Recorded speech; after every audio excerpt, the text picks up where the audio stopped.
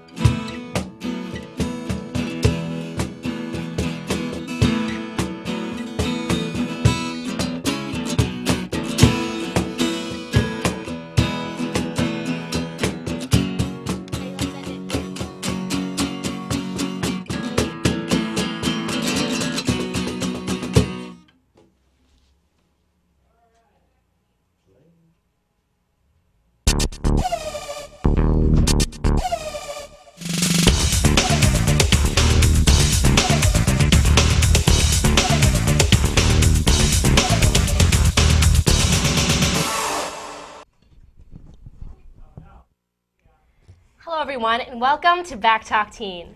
Hey, I'm Julia I'm here Devon, with and Jess and Devon, and we have a guest here today, Tom Pugh from Plugged In. I'm sorry, I know this. I know the program. It's a music after-school program where kids can get together and play music and write songs.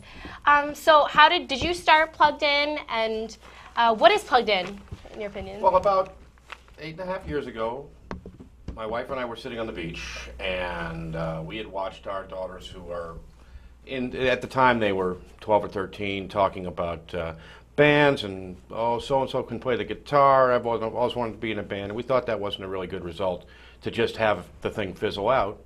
And she said, "You know what? You're a musician. Why don't we start a band program and get kids together to play music?" And so we kind of approached it with that very simple idea. We stuck up a little piece of paper at the Walgreens parking lot, and people tore our phone numbers, and we had 5 people call us back, and we had a band. And before you knew, actually, the funniest thing was we had a concert that was proposed to us about 2 weeks after we started it. We had really no knowledge of anything. We were borrowing space, and somebody said, "You know, we're having a teen concert over at the JCC in Newton. Would you like to have one of your bands in there?" I said, "Our band would love to play." And now, 8 years later, Yeah. it's a big success. I've heard of it. A lot of my friends go to it. And Were you it's ever a huge in deal, yeah. bands as a child? I was in a school concert band as a trombone player, the 4th, 5th, and 6th grade. And So you've been into music like your whole life, pretty much? kind of, yeah. And then I took some time off, 7th, 8th, and 9th grade. I got a guitar and broke it. And then eventually got a bass guitar and kind of figured out how to do bass stuff. So now, how do you balance spending time with your family and all this work that you have to do and whatnot? Well, since my wife Sandra and I run the program, it's actually, a lot of it is family time, and a lot of the kids we consider to be like family too. That's nice. We have some core values that we try to put across to them, and just play fair and learn to enjoy the music and not treat it as a job or treat it as a career. It's more of a labor of love. So what can we see for the future of Plugged In then? Well, we're looking at trying to expand even more. We're going to have a second rehearsal space coming online soon, and that's going to be an electronic rehearsal space with headphones instead of amplifiers. Everything's going to be electronic. Nice. So that way we can have 2 different approaches, and we're also looking at possibly expanding into other realms of education. We're, you know. Wow. When students That's great. audition or join to participate, do they have to audition, or do you just kind of accept anyone who's interested in music? Well, I don't like to use the word audition, but I like to meet people before they come Yeah. and see what they're up to, because we've had kids who have come in with really almost no experience at all who have done really well, and we've had other kids come in who are experienced, but then they have other things that they want to do. I mean, there's so many things for kids to do these days. Right. Not everybody gets gets into it right away. They maybe they're going to choose sports or something else, and they're going to have requirements on their time. You know, school is a very demanding requirement right off the bat. So speaking of school, with all the budget cuts in public schools, especially going towards arts and music, how important is it for kids to have such an outlet like Plugged In to explore their artistic side and their music side? I think it's very important. I remember seeing this bumper sticker a long time ago, "Music makes winners." I mean, it sounds sort of corny, but in a way it does. It just rounds out your it gives you something you can achieve at and succeed at that's not really the same as sports, but it has value for everybody. Everybody loves music. How has Plugged In changed you as a person, and how do you hope it's changed all the students? Well, I hope it's given them a chance to really engage and enjoy music. You know, it's one of the few creative arts where you're doing something together with other people at That's the so same true. time. Yeah. So I've seen music.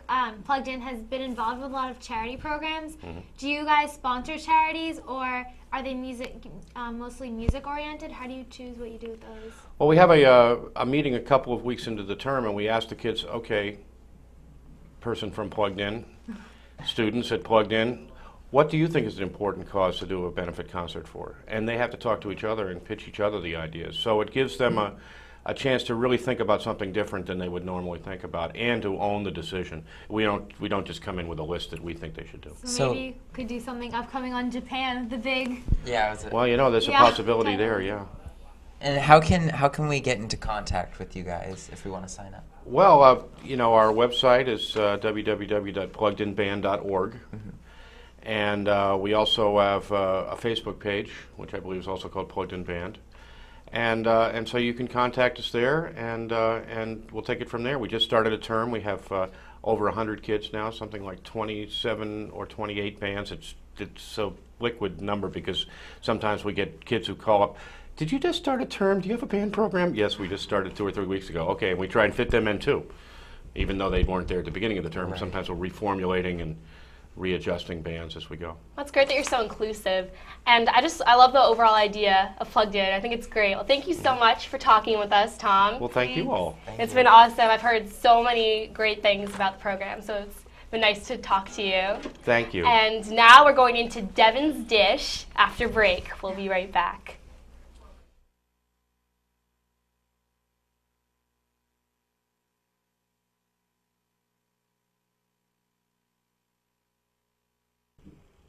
Hey, I'm Devon, and today on Devon's Dish we have some great stories for you. Starting out, months after Charlie Sheen OD'd on coke back in 1998, Whoopi Goldberg sent him a note containing heartfelt words of support and a really bad joke, and TMZ has obtained the original letter. The letter is postmarked February 1999, less than a year after Charlie famously overdosed by injecting himself with cocaine. It references the actor's post-rehab 2020 interview, in which Charlie claimed to be off the drug. Whoopi, who has publicly discussed her own battle with substance abuse, writes, "Saw your interview in 2020. I'm so glad your path is clear. Having lived on that path for many years, it's good to know that you've gone in another direction." And now for the bad joke, Whoopi continues, "I'm keeping my fingers, eyes, and butt, because it's big enough now, crossed for your success." With a blue sky and the scent of spring in the air, Saturday afternoon in Berlin was the perfect time to visit the city zoo. But for some 600 visitors, it turned into a horror. Before their eyes, Nut the polar bear collapsed, then floated dead in the water of his pen. He was by himself in his compound. He was in the water, and then he was dead. Berlin bear keeper Hyan Kells told the Associated Press, "An autopsy will be performed on the 4-year-old mammal to determine the cause of death. Polar bears in captivity have been known to live more than 30 years. The city is in shock." Berlin Mayor Klaus Wowereit told the tabloid BZ, "This is sad news. We were all so fond of him." Friday, Friday, gotta get down on Friday. Rebecca Black, the teenage singer whose music video has become an internet sensation, appeared on this morning's Good Morning America.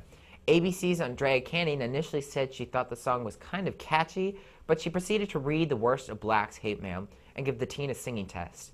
At least she got the national anthem words right. To her credit, Black handled the criticism well, saying that even a person who doesn't like it, it's going to be stuck in their heads, so that's the point of it. It's a catchy song. She acknowledged that she wasn't the best singer in the world, and then got all cute and girly when she made a plea to record a duet with Justin Bieber.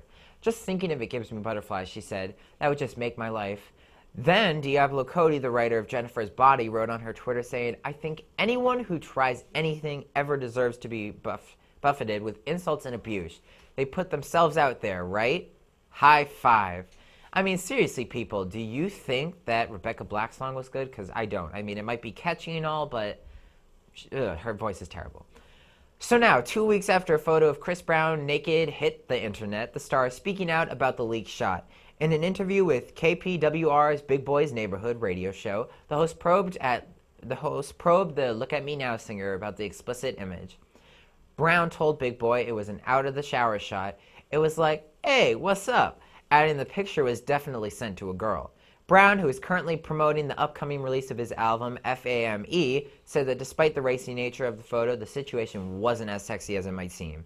I was alone, but I wasn't even excited, he explained. As for the potential for embarrassment over the situation, Brown said, it's whatever, man. I'm comfortable with my body. I don't care about all that.